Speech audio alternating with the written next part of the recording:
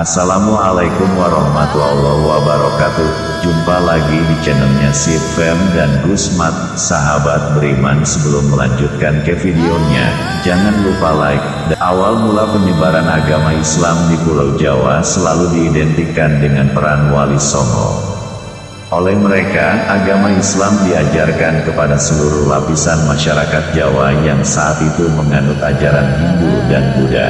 Namun sebelum era Wali Songo, dakwah Islam sebenarnya telah dimulai oleh Syekh Subakir. Syekh Subakir merupakan seorang ulama dari Persia yang diutus ke tanah Jawa dalam rangka menyebarkan ajaran Islam.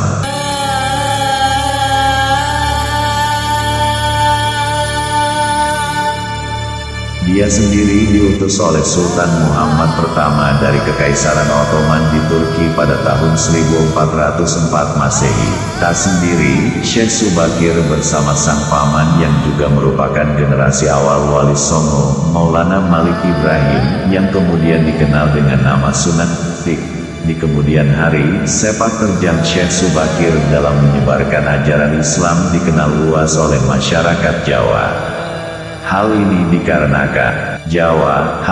dikarenakan selain sebagai pendakwah, dia juga memiliki kekuatan yang bisa mengusir para lelembut yang mendiami pulau itu.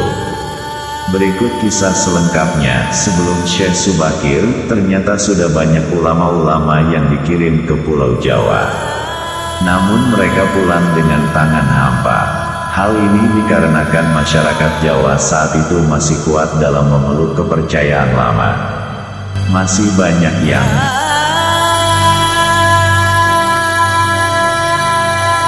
menyembah benda-benda, arwah leluhur nenek moyang, dan lain sebagainya.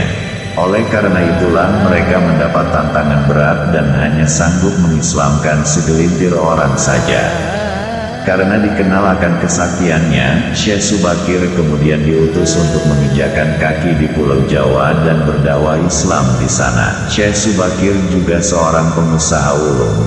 Selain itu, dia punya kelebihan lainnya seperti ahli ruqyah dan ahli ramalan. Hal inilah yang konon membuat banyak bangsa jin merasa segan dan menyingkir ke daerah alas Roban, Gunung Merapi dan Laut Selatan. Selain itu, Syekh Subakir konon memiliki batu hitam yang memiliki kekuatan magis. Di tanah Jawa, batu itu konon ditancapkan di Gunung Tidar, Magelang. Batu itu dipercaya memiliki kekuatan gaib yang bisa membuat bangsa jin bergejolak dan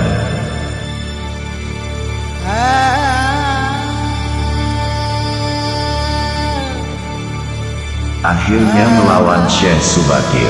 Namun pertarungan itu akhirnya bisa dimenangkan oleh Syekh Subakir. Selain memiliki kesaktian, ternyata Syekh Subakir merupakan ahli ekologi atau ahli lingkungan.